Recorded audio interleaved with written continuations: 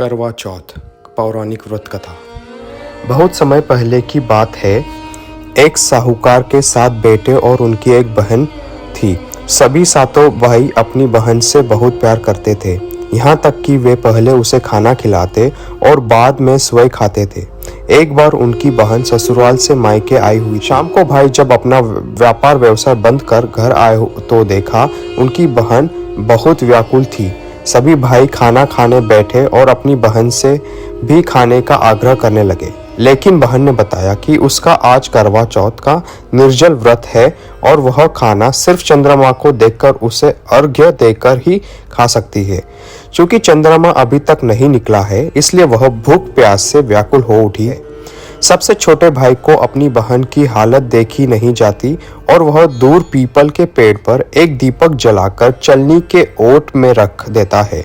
दूर से देखने पर वह ऐसा प्रतीत होता है कि जैसे चतुर्थी का चांद उदित हो रहा हो। इसके बाद भाई अपनी बहन को बताता है कि चांद निकल आया है, तुम उसे अर्घ्य देने के बाद भोजन कर सकती हो।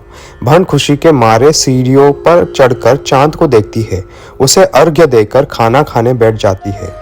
वह पहला टुकड़ा मुंह में डालती है तो उसे छींक आ जाती है, दूसरा टुकड़ा डालती है तो उसमें बाल निकल आता है और जैसे ही तीसरा टुकड़ा मुंह में डालने की कोशिश करती है तो उसके पति की मृत्यु का समाचार उसे मिलता है।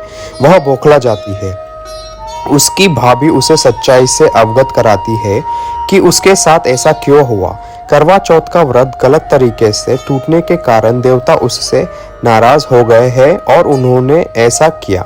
सच्चाई जानने के बाद करवा निश्चय करती है कि वह अपने पति का अंतिम संस्कार नहीं होने देंगी और अपने सतीत्व से उन्हें पुनर्जीवन दिलाकर रहेंगी।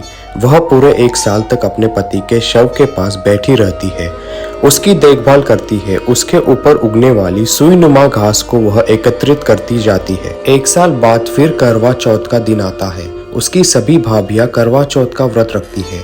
जब भाभियां उससे आशीर्वाद लेने आती है तो वह प्रत्येक भाभी से यम सुई ले लो, पिय सुई दे दो, मुझे भी अपनी जैसी सुहागनी बना दो, ऐसा आग्रह करती है। लेकिन हर बार भाभी उसे अगली भाभी से आग्रह करने का कह चली जाती है। इस प्रकार जब 6ठे नंबर की भाभी आती है तो करवा उससे भी यही बात दोहराती है। यह भाभी उसे बताती है कि चूंकि सबसे छोटे भाई की वजह से उसका व्रत टूटा था, अंततः उसकी पत्नी में ही शक्ति है कि वह तुम्हारे पति को दोबारा जीवित कर सकती है। इसलिए जब वह आए तो तुम उसे पकड़ लेना और जब तक वह तुम्हारे पति को जिंदा न कर दे उसे नहीं छोड़ना। ऐसा कहकर वह चली जाती है।